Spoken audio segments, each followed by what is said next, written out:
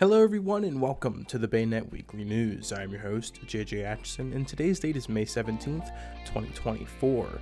We have a lot to go over today, including a tragic incident that took place at the Thomas Johnson Bridge yesterday morning. In Turtle Crossings, Maryland drivers are asked to be alert this breeding season. That and more coming right on up.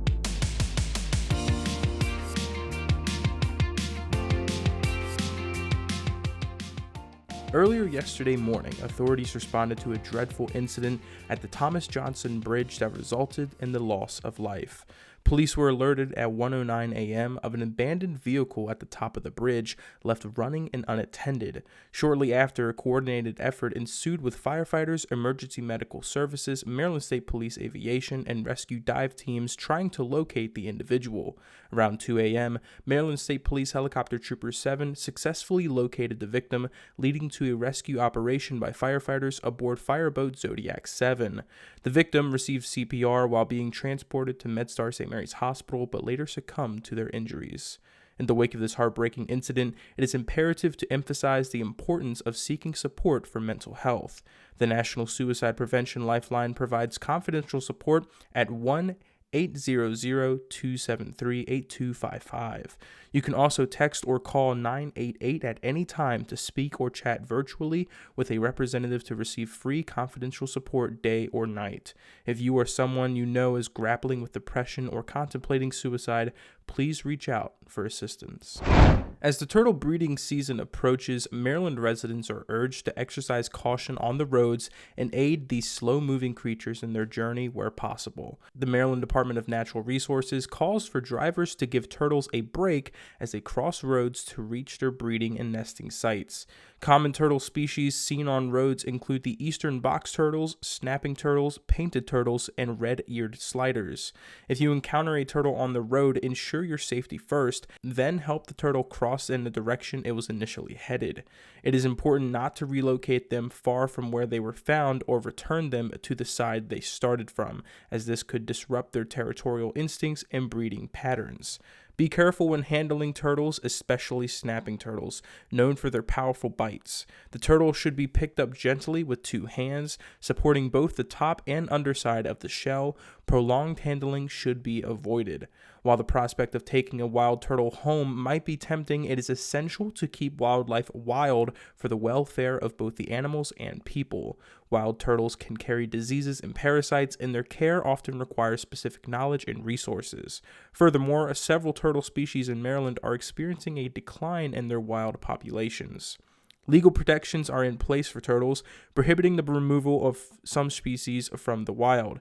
It is also unlawful to keep any turtle under 4 inches in length. Captive bred reptiles or those not native to Maryland should not be released into the wild. Those interested in keeping a turtle as a pet can seek more information from the Mid-Atlantic Turtle and Tortoise Society. On May 6, 2024, at approximately 12:55 a.m., an Anne Arundel County patrol officer observed a speeding vehicle on Annapolis Road near Reese Road in Severn and attempted to stop it. The vehicle fled and the officer ceased pursuit. Shortly after, a 911 call reported a crash on Jessup Road. Investigators determined the vehicle, a Lexus IS 350, was traveling at a high speed on Jessup Road when it failed to negotiate a curve, left the roadway, and struck a vacant house. The driver, identified as 26-year-old Troycon Edward McKesson of Odenton, was rushed to the University of Maryland R. Adams Cowley Shock Center with serious injuries. Another passenger was transported to the Baltimore Washington Medical Center. One of the passengers, Julie Michelle Nushwig, 26 of Pasadena, later died at the trauma center. The remaining passengers are in serious condition. Now a GoFundMe page has been set up to assist Nushwig's family with unexpected funeral costs. If you would like to donate, click the link in the article. An explosion, believed to be from a propane tank, caused a fire on Port Tobacco Road in the area of Iberia Place in Indian Head on May 16, 2024. Fire and rescue personnel were alerted to the incident at approximately 6:15 p.m.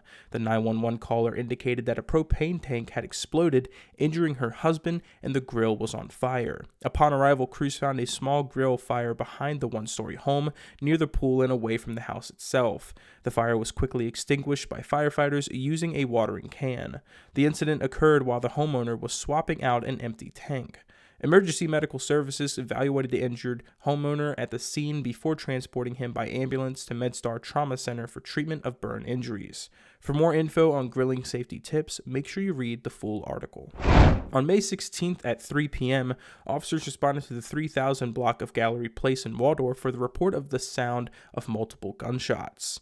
When officers arrived, they canvassed the area but did not locate any victims. However, they did locate shell casings between two apartment buildings. Further, officers found a vehicle that had been struck in a house on Ale House Court was damaged. Anyone with information about this case is asked to call PFC Halterman at 301-609-3282, extension 0732. Tipsters who would want to remain anonymous may contact Charles County Crime Solvers by calling 1-866-411-TIPS. And that's all we got for you today on the BayNet Weekly News. If you'd like more information on every single article that we covered today, they are all linked down below. Have a great weekend, everyone, and I'll see you all next week.